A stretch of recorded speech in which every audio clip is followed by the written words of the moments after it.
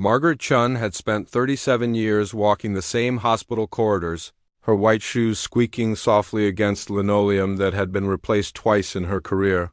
Tonight, those footsteps felt heavier than usual as she completed her final rounds, checking on patients one last time before retirement. The fluorescent lights hummed their familiar song, and she paused at each door, remembering the countless lives that had passed through these rooms.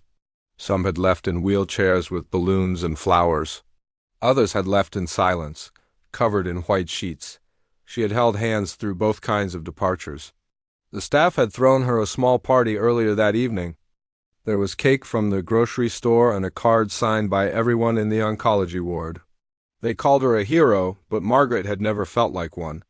She was just a nurse who showed up every day, who learned her patients' names and their children's names, who stayed late when someone needed her and came in early when the night shift was overwhelmed. That was the job.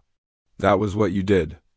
As she gathered her belongings from her locker, she thought about the empty house waiting for her.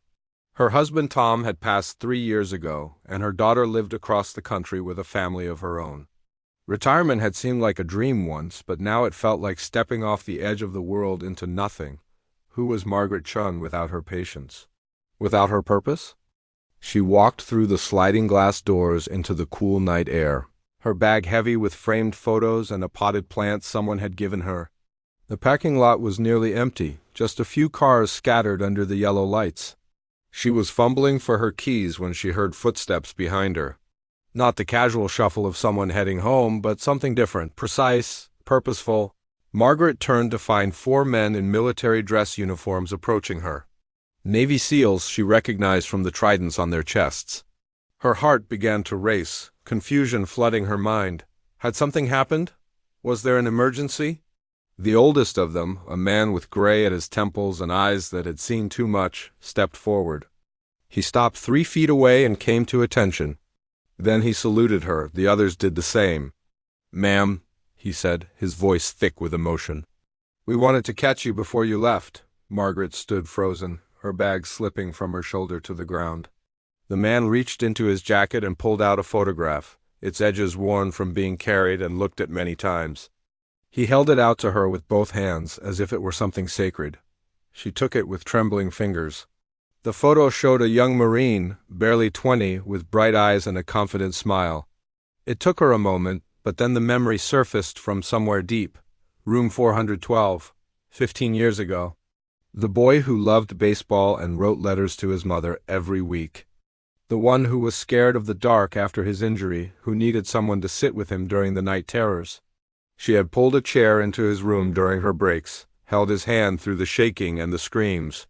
"You remember him," the SEAL said softly, seeing recognition in her face. "That's my son." Was my son? James Hartley? Margaret's eyes filled with tears. She remembered now. James had recovered enough to go home, had even sent her a thank you card, but he had gone back. They always went back. "He died 6 months after that photo was taken," the father continued. "But before he deployed again, he wrote us letters, instructions really in case he didn't come home. One of those letters was about you. He said you saved his life, not from his wounds, but from himself. He said you made him remember why life was worth fighting for, worth living for. He made us promise that when you retired, whenever that was, we would find you and say thank you." The other 3 men stepped forward. One by one, they introduced themselves. James's best friend from basic training, now a commander. 2 others who had served with him, who had heard the stories James told about the nurse who stayed. "We looked for you," one of them said. "Took us 5 years to track you down. James talked about you like you were family. Said you treated him like he was your own son when he had no one else." Margaret couldn't speak. She thought of all the patients she had forgotten, all the faces that had blurred together over decades, but they had not forgotten her. This family had not forgotten. The father reached out and took her hand. "You spent your life showing up for people like my son. We wanted to show up for you, to tell you that it mattered. That you mattered. That every kindness you gave came back to someone somewhere, even if you never knew it." As they stood together in that parking lot, Margaret understood something she had been too close to see. She had not been walking toward nothing. She had been walking toward this moment, carrying with her the weight of every life she had touched, every hand she had held. Retirement was not the end of her purpose. It was the beginning of understanding what that purpose had created in the world, rippling outward in ways she could never have imagined, touching people she would never meet. She was not stepping into emptiness. She was stepping into legacy,